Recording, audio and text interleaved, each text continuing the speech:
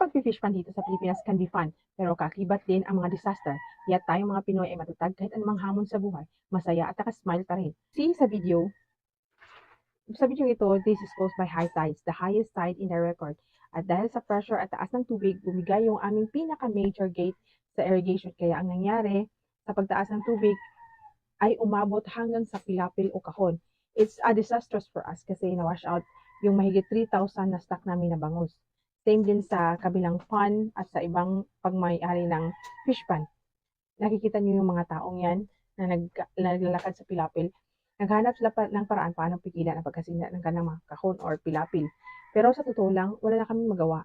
Mother Nature na yung kalaban namin.